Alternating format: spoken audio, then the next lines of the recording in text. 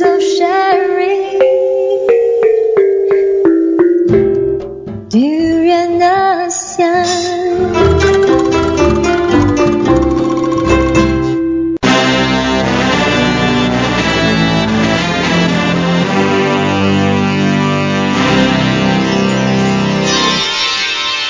ASEAN Dailies.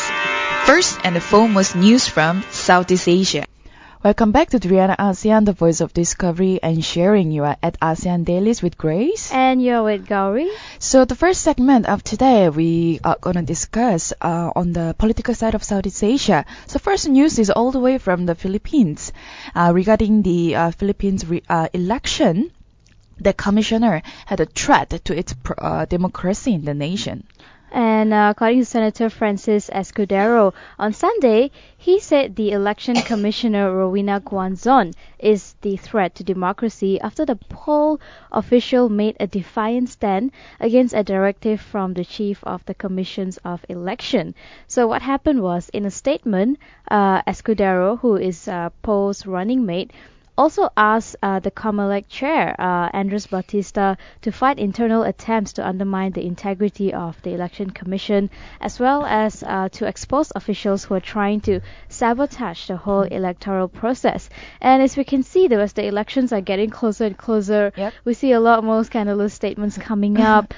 People accusing of each other, a lot of comments on Twitter as well. And here you also have a memorandum that was issued by Bautista on Friday that showed that the comment had filed by Guanzon in the Supreme Court of the COMELEC, but had no authorization from the full commission to actually do so. Exactly. I am not so sure whether it's the first time that heading towards the election was so noisy in the Philippines or not. But it seems that there are so many arguments and conflicts, and also, like you mentioned, so many like accusation and blaming each other heading towards the recent election in the Philippines. And well, you mentioned about there was no authorization from the full commission, and also the Bautista said Guanzon put his name on the document, but he had not read or even signed it, the document. Exactly. So that's another point that it's still vague. So we don't know who to believe and which side we should fall on.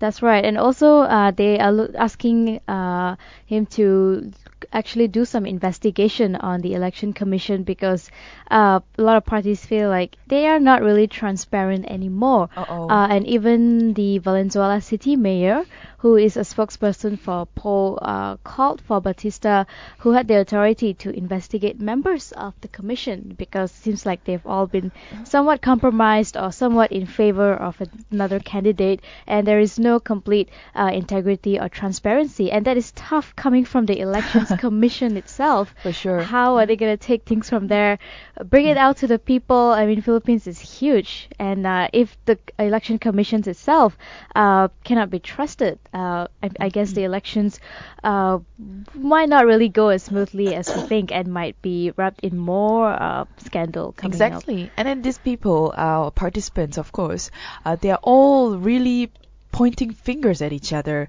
According to Guanzon, he said, "You name us, all you do is talk and complain because you are losers." Such statement is very strong. And even on the Twitter, he said, it was improper for Poll's camp to urge Bautista to investigate the election commissioners, as the COMELEC chief had no power to do it, and doing it will be perceived by the public as a retaliation. So all such statements, and sometimes people even do not comment on the opponent parties, what they said. So there are a lot of sort of controversial conflicts, I would say, going on towards this election in the Philippines. And moving on to the next news, which is from Indonesia. So Jokowi does right to bring the ASEAN to the villages. So now he is looking at suburban areas in Indonesia to bring the awareness of ASEAN. It's really interesting, actually. I mean, for a president to actually go down all the way to a village of about 1,500 people, and he actually talked to them about ASEAN.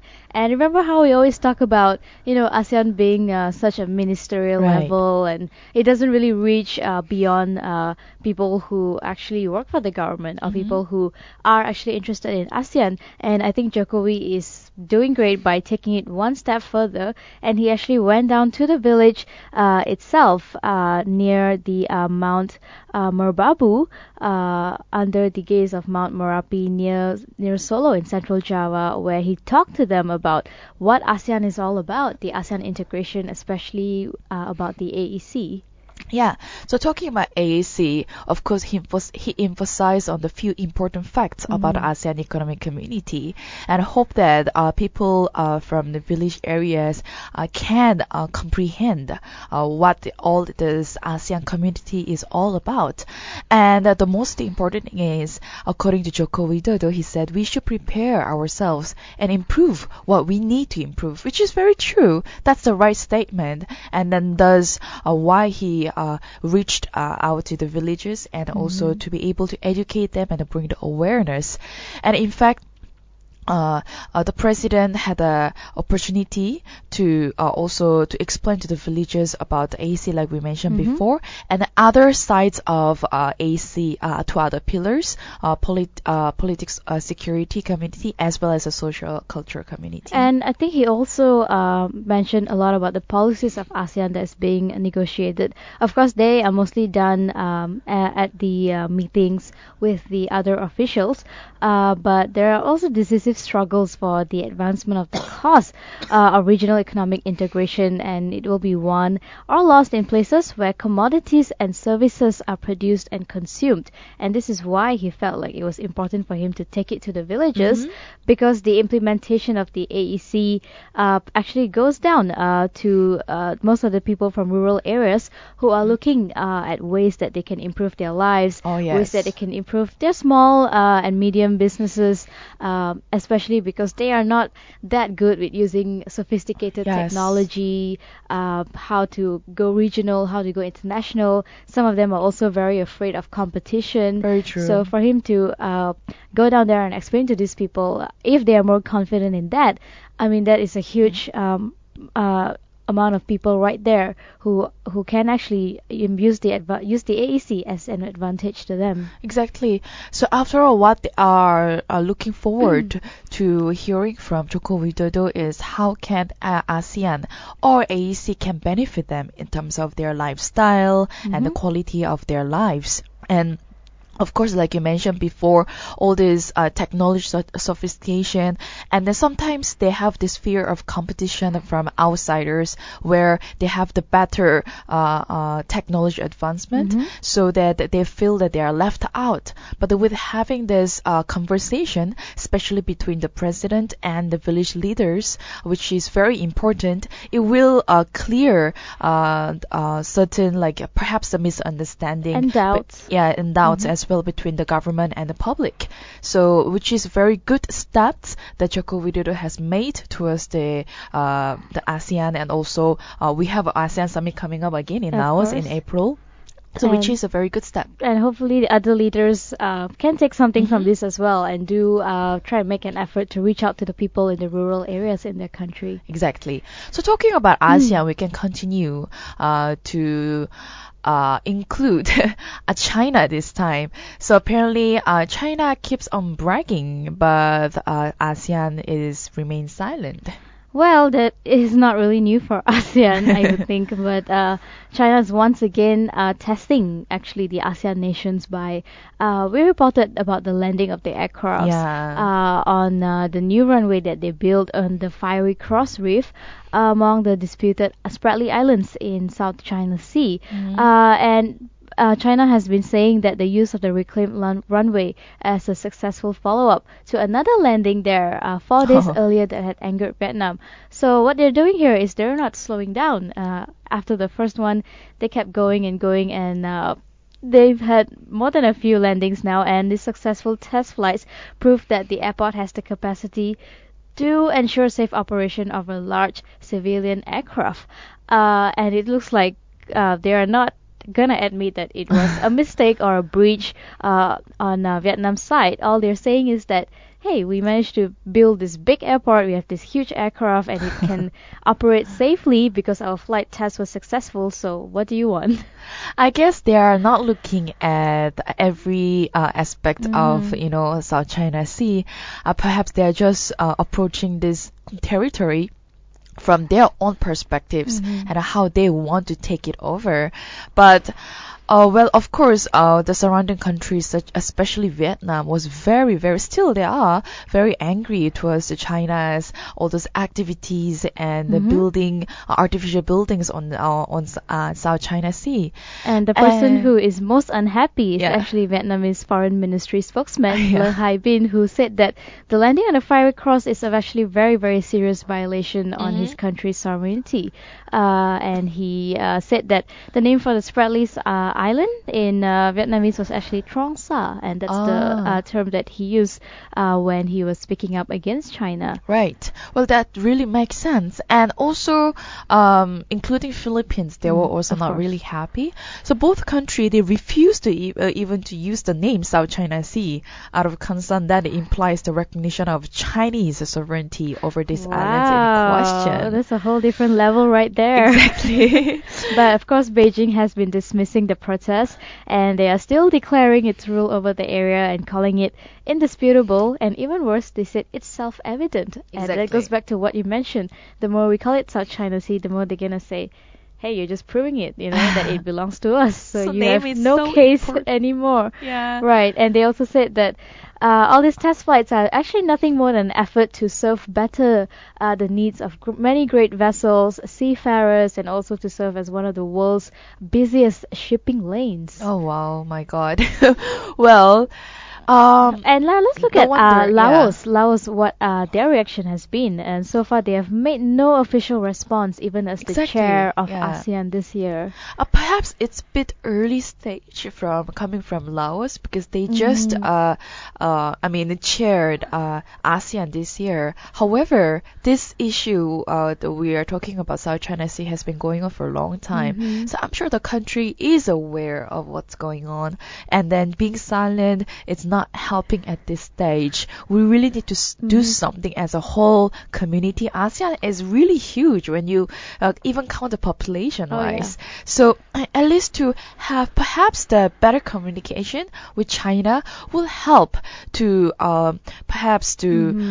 ease down the relationship, and also regarding the South China Sea power. But Laos has been chairman for like 13 days so far, so for me, I don't think it's too early. I think that they, by right, should have stepped up already, and don't let the other countries look at you as this small, weak member of ASEAN. I mean, they can be small, but step up and show the whole ASEAN, show China what you're capable of. Yes. Well, we'll expect to hear something from Laos, hopefully, and also positive news regarding South China Sea.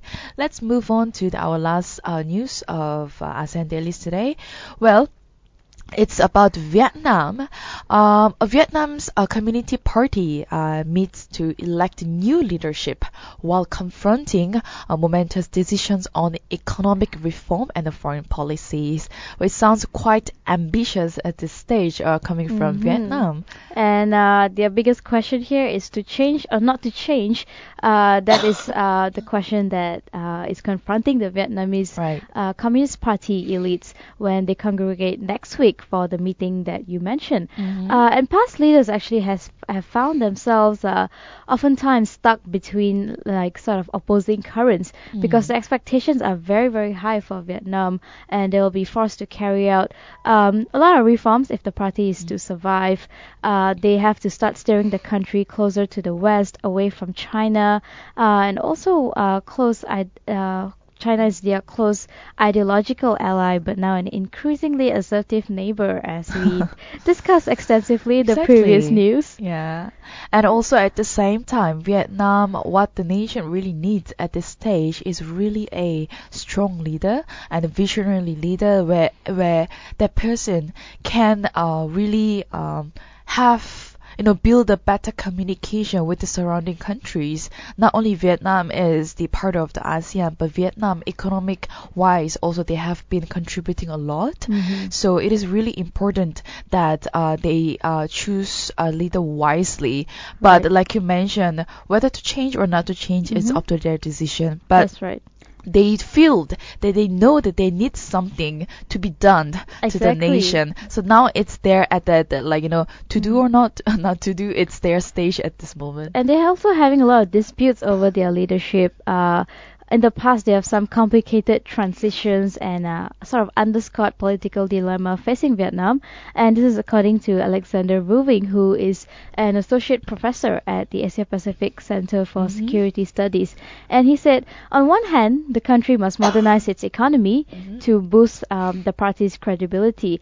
But to do so, they also need to forge closer ties with the West and risk undermining its ideological basis. So I guess their biggest dilemma right now is, should they move towards the West or should they move towards China, and which will bring more benefits to Vietnam? It sounds very difficult task for them, for sure, for Vietnam to choose even which side they need to fall on. So that's when they really need to have someone who's wise enough to see this nation where it can head towards to. Having a good relationship with China is very good economically, Yeah. but then politically, as we mentioned before, not only the South China That Sea. requires a lot of Yeah, work. that truly requires a lot of work for sure. Yeah, so that's it for our news on the political side of ASEAN. Well, stay tuned for the next segment, which we'll be discussing on the economic side.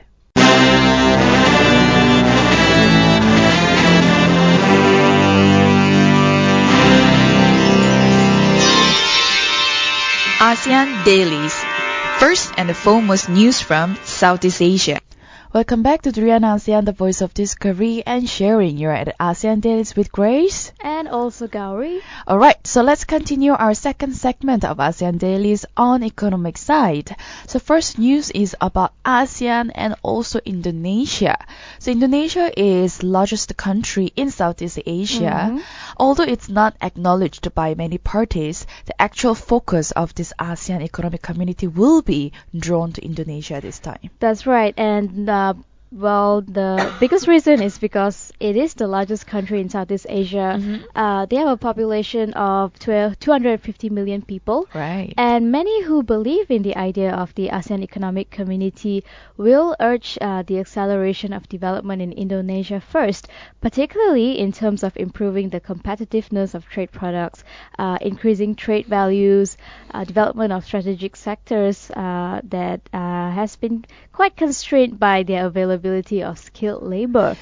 And it seems like that makes Indonesia a very important player in the ASEAN community. Yeah, that's true. At the same time, we thought before that Indonesia was not interested when it comes to ASEAN economic community, but the President Joko Widodo has slowly shown his interest and also moving the nation towards to be more cooperative when it comes to ASEAN economic community. And in fact, AEC will be also focusing on this nation as soon as possible, and it's got to have a lot of issues that needs to be dealt with when it comes to Indonesia.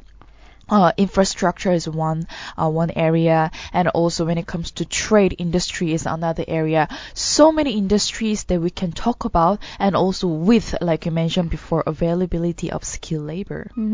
And Indonesia also has a demographic that represents almost half the total population of ASEAN, and that also makes Indonesia a very lucrative market for other ASEAN countries.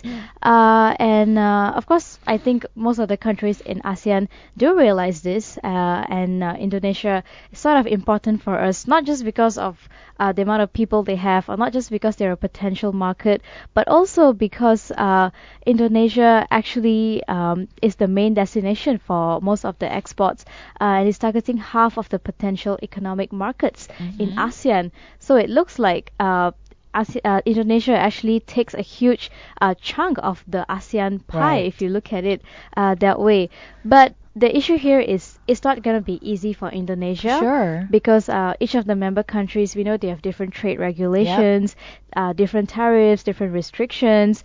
This means that Indonesia will actually struggle quite a bit when it comes to trading with different countries, and other countries as well would need to establish trade corporations with Indonesia without having to deal with different trade regulations that's been set up.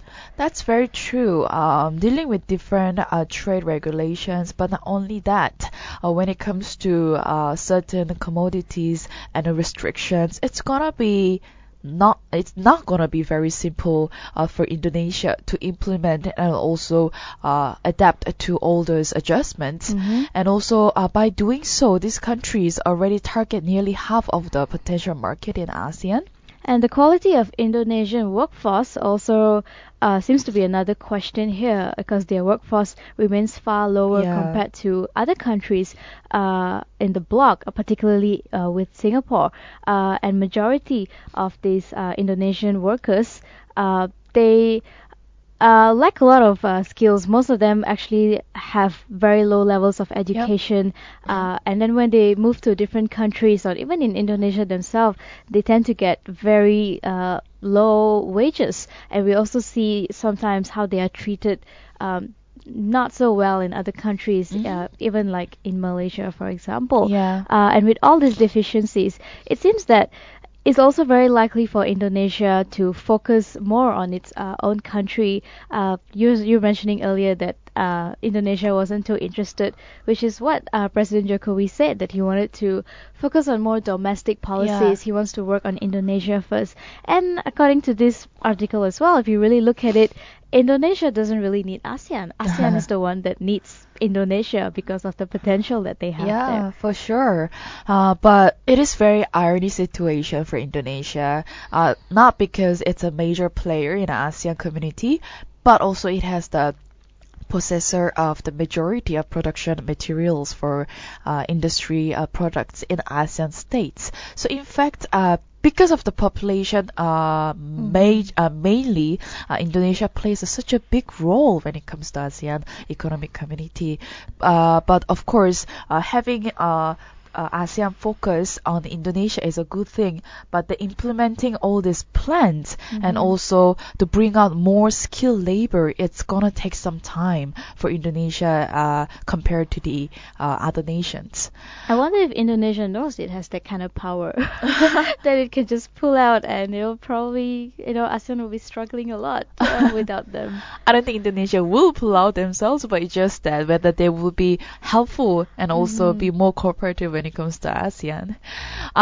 Moving on to next news, which is about Vietnam. Apparently, Vietnamese companies, they've been performing quite well in Laos, the country that is chairing ASEAN this year. Exactly, and these Vietnamese businesses have been performing, not only performing well, but they're also contributing to the local economic growth over the last 5 years, despite the impact of the global economic crisis. And this was delivered at a congress at the Vietnam Business Association in Vientiane late last week, according to Lao Deputy Prime Minister Leng Savat, who chairs the Laos Vietnam Cooperation Subcommittee. He said that over 7% of economic growth by the country was largely a result of contributions by Vietnamese enterprise. So it seems that Vietnam and Laos are working very closely together to sort of stimulate each other's economy in the country.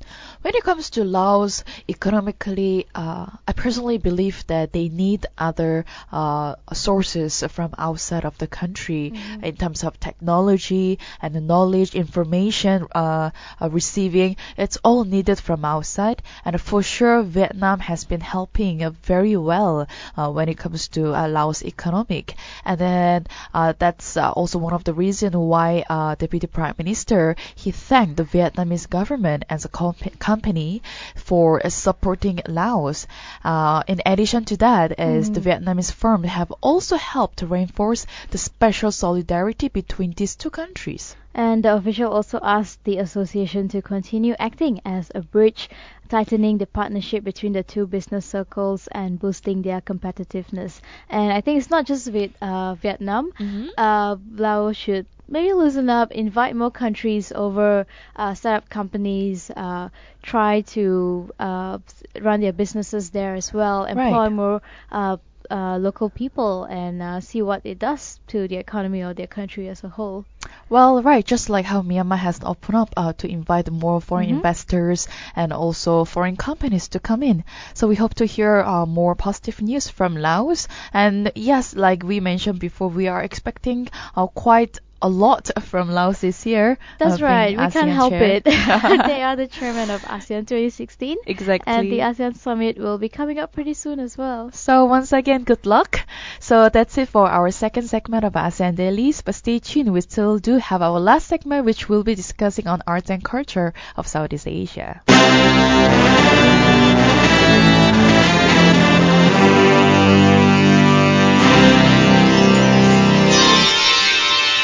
ASEAN Dailies. First and foremost news from Southeast Asia. Welcome back to 3 and ASEAN. You're at ASEAN Dailies with Grace. And also with Gowri.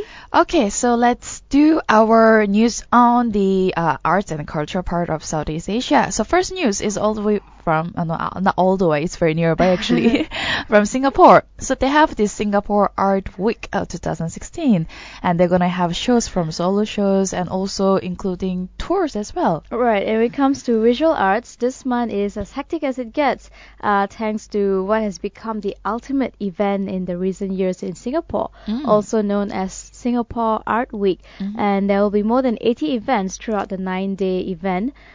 Beginning this Saturday, January 16, our homegrown artists rightly in the thick of the action. Wow, that sounds very ambitious. Because in 9 days, having 80 events, it's gonna be a lot. And over this event, a main event, Robert Zhao Ronhui, Sherman Ong, and Marvin Teng. They are part of this Art Stage Singapore Southeast Asia Forum exhibition, which is next week. And also, not to mention other Singaporean artists' works, and they will be up in the various booths by art galleries displaying their wares. So it's gonna be lots of artworks and art pieces, performance there. So it's something that not only Singaporeans, but also neighboring countries can look forward to attend. And like you mentioned, there's both solo projects as well as group projects. And there will be a handful of solo shows hosted at various art galleries. And apart from that, also artist collective Vertical Submarine will be taking over the art galleries in Geylang Space with installation Death by a Thousand Cuts. And it is apparently based on the ancient Chinese method of execution parlayed into a narrative involving a political exile. So there we go. We can also we can also learn something about things that we never know about when it comes to art, perhaps the history. So it's a good chance for us to attend, perhaps to visit Singapore over the weekend. It's time to go to Singapore. Yeah. And especially for those who prefer to walk around a lot, there's also a number of themed tours, place-focused events, Singapore's two main arts housing spaces, Aliwal Arts Centre and Goodman Arts Centre, who will be presenting at this festival. And if you want something quirky, there's something for that as well. Nice. A lot of exhibitions happening. So for more information, just go to www.artweek.sg. All right. So next news is another very exciting news coming from Thailand and Vietnam. These two countries, they lead the way for Southeast Asia's rise in world football. That's right. So speaking of Southeast Asian football, we have two countries to look out for at the moment, and that will be Thailand and Vietnam, because the youngsters are facing some of the continent's footballing heavyweights as they attempt to make an impression in the AFC Under-23 Championships, which kicks off in Qatar this week. And it will not be easy because Thailand will be up against Japan, Wow. Saudi Arabia, North Korea, while Vietnam will be facing Australia, Jordan, and the United Arab Emirates. Right. So, Gowri, can you predict something from here?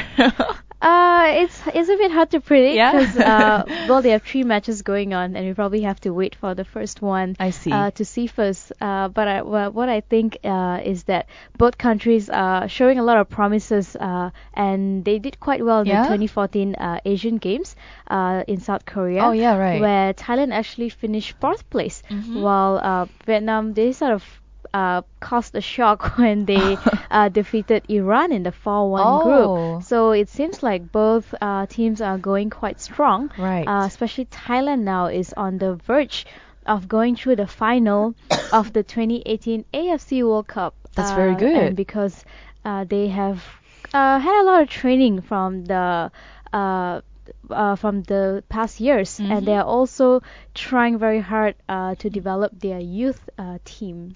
So apparently, some analysts says that they have speculated that Thais could be dark horses for this tournament, but then there are also expectations that will affect Thailand in the negative side. However, having Thailand and Vietnam leading the Southeast Asia football team is very, very good news to all of us, because it's Right. something that we can be proud of. And when it comes to football, it's not all about East Asia or the European countries. That's right. We do have Southeast Asian football teams here as well. And when we talk about Southeast Asia, it's quite a different story here because most of the countries have been struggling to make an Yeah. impact. If you talk about the football world internationally, and this can also be shown through one example where Thailand are at the top of Southeast Asian team in FIFA rankings, but they are at 121st position. Oh. So if our top team is at 121st position, that shows that we really have a lot of work to do over here. Yeah. Well, some of the Far Eastern or Middle Eastern countries are actually in the top 75. So Wow. we have a lot to catch up on over there. Yeah, will there be any possibilities that all those European coaches or managers can come over and visit us? Sure, Perhaps we have a train lot of us. managers who got fired recently. We can always lure one over and try to, Yeah. give them a good Why salary not? or That would be a something. good step for us. So anyways, that's it for our ASEAN Dailies today. Look for us for our content and also podcast on our social media channels, Facebook, Instagram, YouTube, and Twitter. And don't forget to also download our very own Duran ASEAN app so you can listen to us anytime, anywhere.